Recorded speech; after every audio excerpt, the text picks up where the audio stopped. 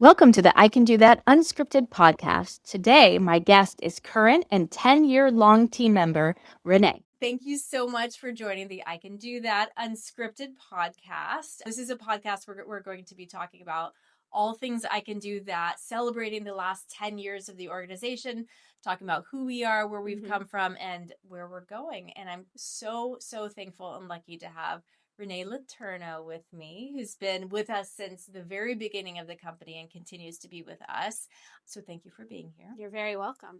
And before we jump in, do you want to say a little bit about who you are and what you do at the company for people who might not know you? Yeah. Hi, I'm Renee. I have been behind many emails and social media posts and summer camps that you may or may not have seen me at. I do a little bit of everything here. I have helped in pretty much every facet of the company. Currently, I'm acting as operations director, and I help a lot with our strategic and development and moving forward. So I'm very happy to be here. Looking forward to our next 10 years. And yeah. Amazing. So before we jump into any larger questions, first we're going to do a flash round. You ready? Perfect. Yes. Okay, let's do it. Opening night or closing night? Opening night. Singing or dancing? Singing for sure. Musical or play? I enjoy seeing musicals more, but performing in plays more. So Okay. Rehearsal or performance? I think performance. Okay. What is the first show that you remember seeing? Ooh, I might have seen others before this, but I think Ragtime I saw when I was like 6. Ooh, that's a biggie for 6. Yes, yeah. So good. Very, very lasting impression. Oh yeah. I mean, that'll get you hooked. Okay. What theater song do you think deserves more love than it gets? Benny's Dispatch from In the Heights. I love that song. It's so good. It's like you can do the whole good thing pump without, up song. Yeah. Yeah. You could do the entire show. Yes. With no yeah. support, One no backing woman track. in the Heights. Yeah. Yeah. And I think you have. I think we've done that Probably. over like a lunch break. So, okay. And last question: dream roles? Ooh. Okay. I would love to play Catherine in Proof someday. I've aged out of it, but I really wanted to be Mary in Children's Hour. And I guess like for a musical, I'd want to be like Alexander Hamilton. But Obviously. feasibility of that is, I mean, it's a little less, but I wish. Yeah, we could do that. That'd be great. Love it. Okay. All right, then let's jump into some Yeah. questions. Okay.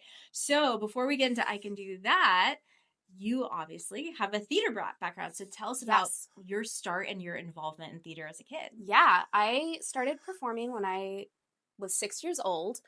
From the time as long as I can remember, when you asked me what I wanted to do, I wanted to be an actress. It was always like in my cards. Even before I could read, like I just knew. So I started performing when I was really young. I continued as much as I could. I would do musical theater. I'm not as strong in my singing and dancing. I'm definitely an actor at heart. And so I did Not true. that. I have seen you dance and I have heard you sing. Girl, you got it. So modesty. And thank you. Yeah. And so I then continued through that, continued all the way through high school. I majored in theater. So I have a degree in theater with an emphasis in performance. I have pursued theater and film in LA.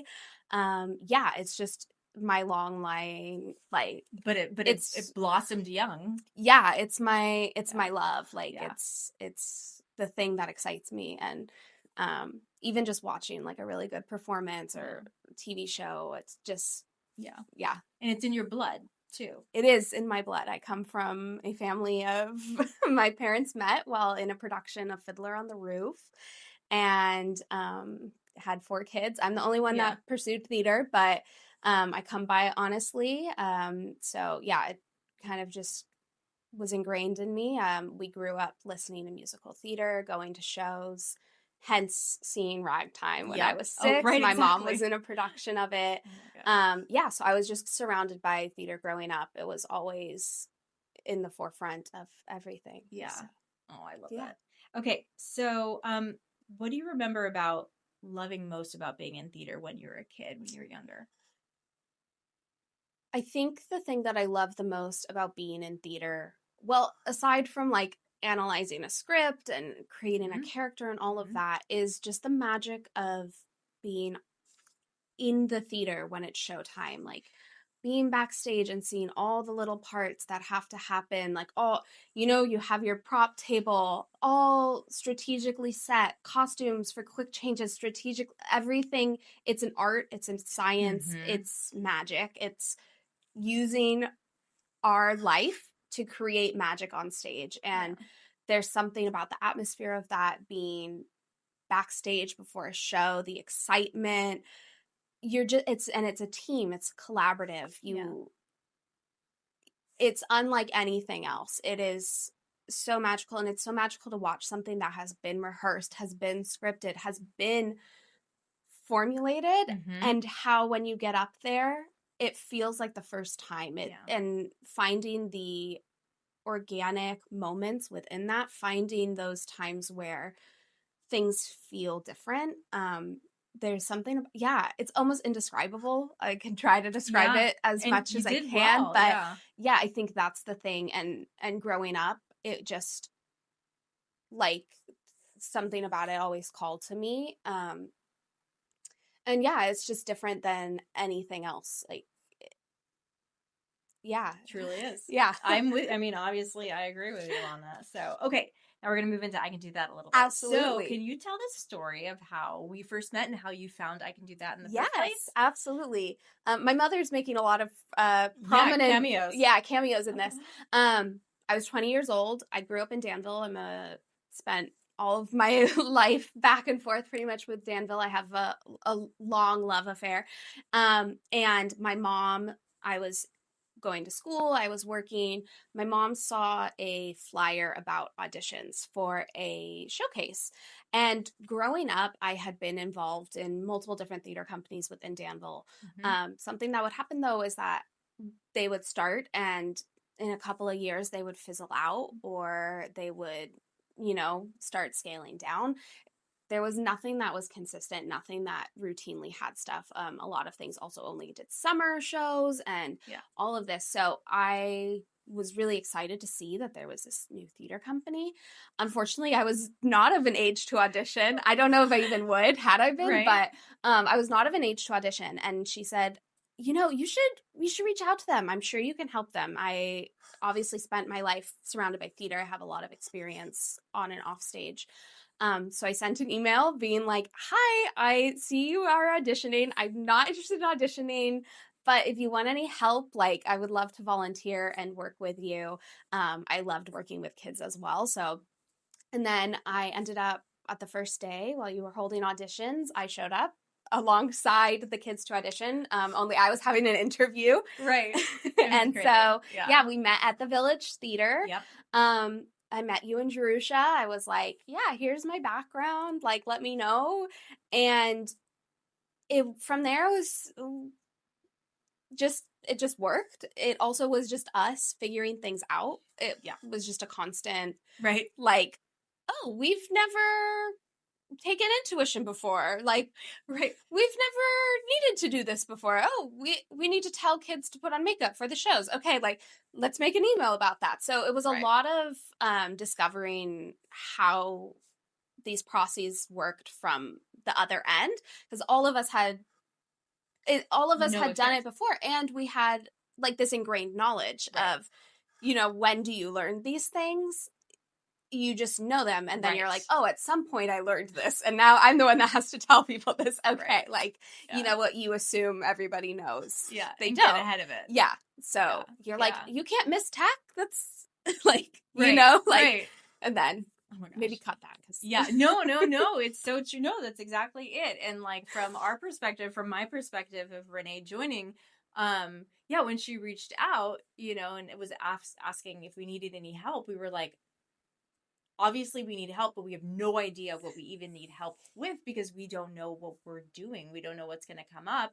And she was so willing and open, and like, we kind of jive from the beginning. Yeah. And so she was just thrown in and was figuring it out just as much as Jerusha and I were figuring it out. Right. So it's amazing to have your support. And as you were saying, we didn't know how to take a credit card, right? We were building a website for the first time. We were sending like a mass email for the first time. It was just like a lot of little projects to try to figure out and make it work for Yes, who's yeah. coming in. Back to those early days of building the company and some of the things we were working on. What were some of the skills that you were using then that you see you're still using like now in our job and in life? Yeah, I mean, for sure, like the figuring it out. Yeah. That is one of the biggest parts of my job is just, oh, here's a new thing. How do we figure this out? Right. What is the problem solving from that? Yep. From the early days, I think like the flexibility of I'm working on costumes and now I'm working on this and now I'm in the room. I'm doing all of these different aspects of theater. I think that's something that I still end up utilizing pretty frequently. It's also very helpful when I'm working in operations and figuring out a solution to something that is operations based. I have this knowledge of what it's like to be in the classroom, what it's like to be doing costume fittings, and what it's like to be on the receiving end of these emails. I'm able to use that to, I hope, improve the customer experience and hope to improve the employee experience of I'm coming from a knowledgeable place so that I can make decisions that hopefully are benefiting the most parties possible. Yeah. I mean, that's exactly right. It's and we have a number of people who are on the team, who are not like teacher facing, student facing, that were performers or are performers. And so it's so useful to have that perspective. And although, as you were saying earlier, if like we might have forgotten, like, oh yeah, Tech Week is like, required for everybody, we at least understand the world that we're talking about. So that's what made everything like flow so much smoother, is we weren't just people trying to, or we were bringing in help of people who had no idea what this industry was. Like this was our love, this was our passion. And so it was like, I always talked about it and still do, of like, we're kind of playing business. Yes. Yeah. It's like we love the arts, we love theater, and we get to put on top of it like, okay, how are we gonna now turn this into something that actually like works, and we want it to work the way that we think it should work. Yes, I think that's a huge skill set that has come from us all having theater backgrounds and not being, I mean, business owners, or exactly, we didn't get degrees in business, like. And in theater, that's a big thing too. You figure it out. Right. You're playing the role. How do you make this happen on stage? Right. You figure it out. You test different, okay, we need a prop that can break in half, but it also needs to go back together. Right. Okay, great. What do we need? Okay, like you're testing things, you're experimenting, and it's a lot of being okay with things being wrong. Like there's a lack of ego in that.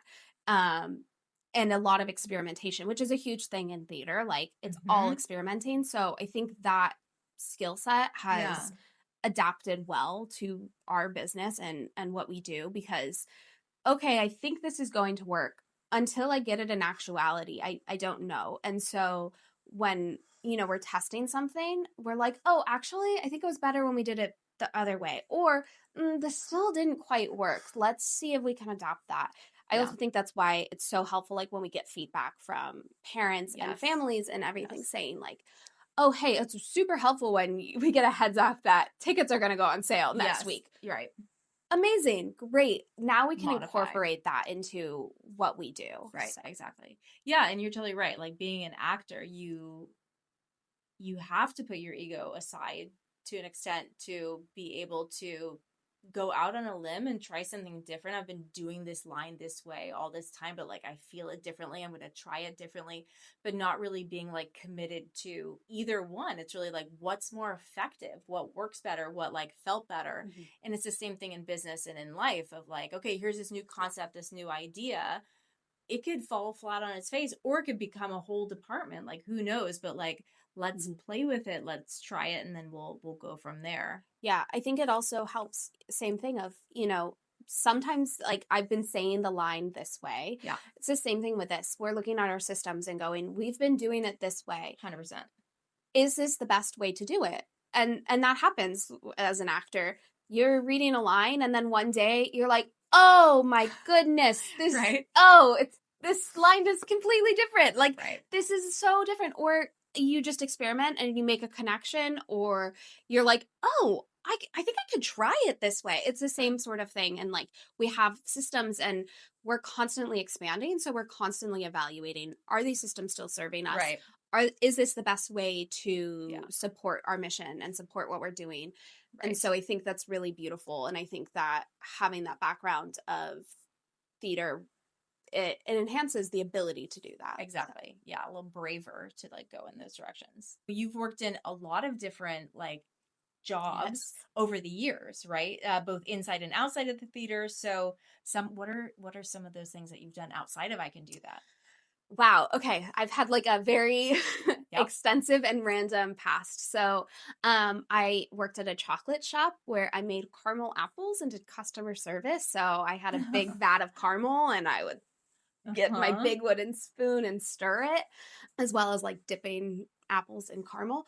Mhm. I then worked as a preschool teacher. So I loved that. It was such an enriching time. So that obviously has helped here, Right, working with exactly. kids. What else? I also worked as, hang on. Yeah. I also worked at a plastic surgery office, which was a very unique I'm sure learning eye-opening. experience. Yeah, I was in Beverly Hills working in a plastic surgery office. Wow. And it's funny because you wouldn't think things from theater or from this Yes. experience would transfer over, and they did. And there's stuff Yeah. I learned there that I What can kind utilize. of stuff? I think like in our approach to like customer service, like a Mhm. lot of that is like working at the reception. Mhm. 3-month reminders for Botox, because Botox wears off after 3 months. Right. So, Right. oh, hey, how can we incorporate that? Can we remind people kind of of these checks. sorts of things? Different like techniques, different ways of communicating. Right. Yeah, and really like enhancing that personalized Yeah. experience. A huge thing was I would confirm appointments and check appointments. So like I'd love to eventually get us set up to have like a texting service where we can confirm things Your more auditions easily, or your your costume costume fitting or fittings, whatever it or is. even Yeah. classes like, Right. you're set to come next week. Yeah. So I feel like there's things there that I learned. I also was interacting with a completely different demographic than I have ever interacted with before. Right. Coming from toddlers, it's Right, very different to exactly. be Yeah.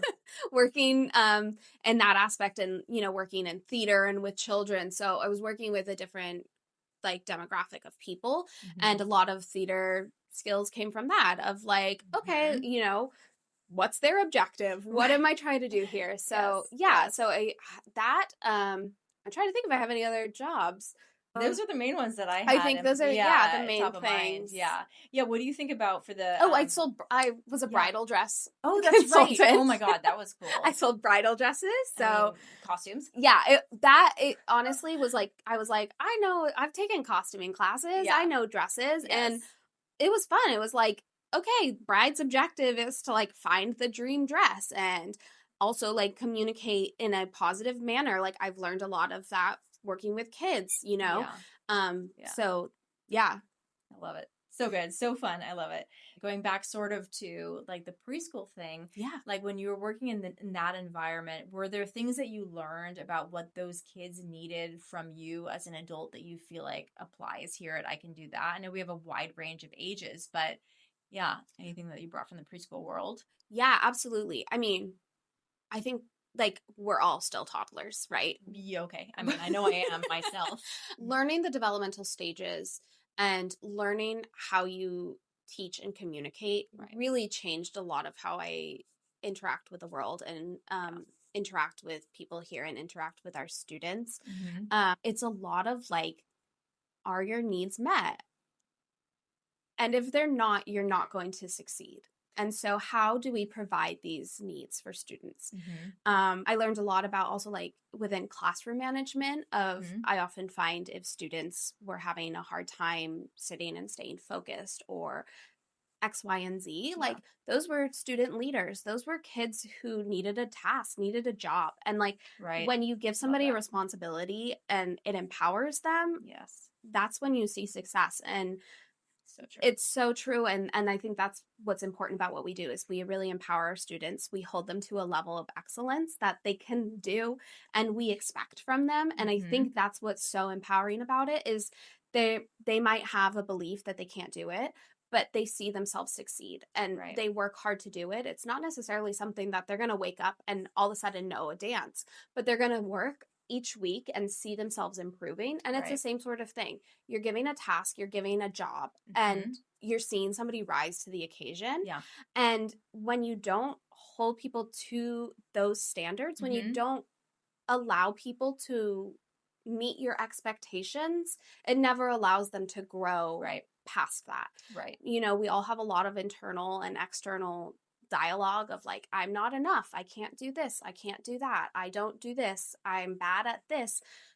ICDT creates a place where that is not present. And again, being a preschool teacher, that's a big thing of students grow so much. In 6 months, a child can be completely different. Adults can be the same way. Kids can be the same way. It's all just ingrained behavior. It's all external. It's all internal. It's how do you silence those things and how do you tell yourself you can succeed? Right. When they're that young, they don't have that. They don't have that dialogue. And so we see them grow. We see them learn and conquer. And how do we shut that dialogue off in our students, in our families, and everybody? How do we allow people to see themselves as they are without the external conversation about that? So and that's so true. Like, you know, we're born creative. You know, you're not judging yourself as a toddler when you're like knocking stuff down or like drawing and it's a disaster, you know, but like, cause it's not a disaster because you're exploring and then these judgments come in of like, how am I seen? And then you start being self-critical and that's why, we talk about, I can do that kind of being a playground for life in the sense of, we're free here to experiment and to try on different parts of who we are and that's where like the growth is and the beauty is and that's life, that's forever. And I think there's a lot of choosing, well, this is who I am and this is the way I've always done it and pretending that we have like this one set identity. But the world around us is always changing. We are changing all the time. And so to be able to be fluid with it and feel comfortable with ourselves enough to be like, I'm going to try something new. I mean, I have a quote, I think it's around The Office that says something like, the expert in anything was once a beginner. Yes. You have to start and you have to try to ever get anywhere with it. And that first comes with not, and I'm not going to say the negative, that first with loving yourself enough to go for it and surrounding yourself with people who are like building you up at the same time to do it. Absolutely. And in theater, like one of the biggest things is you cannot have judgment towards your character. Like as soon as you're judging your character for their actions, you cannot authentically inhabit that character.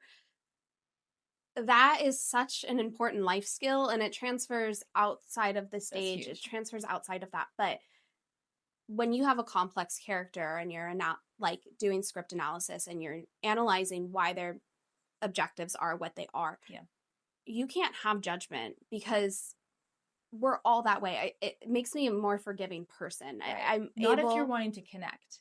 Yes. If you're actually wanting to understand each other and connect, the judgment is a block. Yes. And on yourself as well. Exactly. Of like, you can't judge yourself. And that's why theater is all about exploration. When we give these students the space to explore and make acting choices, like make a choice that might seem silly, like that's where comedy lies. Like that's where you find these things and it teaches you to bring that skill outside of the classroom and into the real world. But it's all about like accepting your character, accepting people for who they are and understanding the choices that people make. And when you're embodying a character and you're making a choice as that character that you wouldn't necessarily make, that's where like the magic is. That's where the growth is. Right. And then when you see people making choices outside of that, you're able to look and be like, oh, interesting. Oh, they're probably doing it because maybe they feel insecure. And so, you know, they're having a hard time engaging because they feel insecure. So they don't want to open themselves up. Right. Okay. How can I take that and okay, how can I engage them if that's where they're coming would from? work for them. Yes. What's the concern? And so as an educator, as a person, that allows you to, better just understand. Yeah. So, And, something that I've heard, which I like, is like, everybody is the hero in their own story. Like, we are truly, all of us, you can't do anything but your best at any moment with what you have to give. Like, generally, intentions are good and you're trying everything you can and you're doing your best. And we're all so complex and there's so much going on. And so yeah, understanding that there's so much more to all of our stories, and to be able to step out of like my point of view and try to step into yours is something that you need to do as an actor. And like, in order to connect with anybody in the world, especially when there's tension or adversity, to be able to put yourself to the side is the only way to open the door to any kind of connection or understanding or agreement. absolutely. Yeah, I love it. Okay, awesome. So after high school here in Danville, you went on to study theater in college. Yes. Did you always know that was something you were going towards, or? Yes, that was always in my path. That was always what I was going to do. I never pretty much considered any other major. Obviously, like, my parents met in theater, so there was no expectation. Right. Like, there was, It's not off the table. I didn't have to worry about Right. how are they going to feel about this. Yeah. Like, it was always just part of who I was. So there was, pride and encouragement there. So that obviously helped. But I went to school. I was there for a year. Yeah. The way that the school was set up was they were a cut program. It was for a BFA program. Yes. So at the end of the first year, there would be a cut. And then when you went back for your sophomore year, there was a cut after your first semester. And then there was a final cut at the end of your second semester, sophomore year, in which case, if you got through all of that, you were then able to major for acting for their BFA program. Right. I realized as I was there, like, one, I was like, oh, well, if you get cut at the end, you have to pick a different major. And so I was like, I can't do a BFA then, and I can't do acting. I'd have to pick between like directing or theater education or X, Y, and Z. At the time, I'm like 18 years old. I'm like, I'm going to be on Broadway, so I was kind of like, I don't think I want to do any of those other things. I really want to do acting. Yes. And I was also in classes, and it was a competition. And theater's already competitive. Obviously, you're competing for roles. Competing in a classroom environment was really toxic for my learning style. It was, the stereotype of the like angry acting coach. She's like, you're terrible. Get off the stage. Like, you need to do this or that. Right. Like, that just does not vibe with me. I'm much more about like empowerment and help me understand, exploration. And so being in these learning environments where it felt like I was being evaluated for if I could continue, I was competing with other classmates for the spot in the program as well as roles, and also being just, it felt like I was being judged, and instead of like built up and taught and like supported and nurtured. It's almost like, can you make it? Can you make it? Yeah. And I'm like, there's so much judgment already in acting and theater. You don't want the people who are teaching you these skills to also be judging you, to also be looking at you with a microscope. Right. And you're like, I'm here to learn. Yes. Right. Yeah. I'm not just here to like showcase. And how can I feel safe to learn in an environment where there's negativity and there's so after a really bad experience with a professor, I was like, that's it. Like, this is not the right fit for me. Yep. How I ended up at ICDT. I left. I came home. I was working and going to DVC, trying to figure out, where I would transfer after that, and ended up getting involved in ICDT then. But yeah, that was really eye-opening. I then went back to finally finish my degree, where I did get my in theater and acting, emphasis in performance at San Diego State University. So it stayed with me. It was always on my path, but it was definitely hard to get there. I think when I went back to school, it was really helpful because I had been working with ICDT. I had these outside life experiences where I was able to almost synthesize the information a little bit differently, Right. understand my learning styles. This is also after I had been a Yes. preschool teacher, also taken like, early childhood development, all of these things. Yeah. So, it really allowed me to better understand what I was hoping to achieve, as well as like what I needed to achieve career-wise for acting, like what I wanted to learn.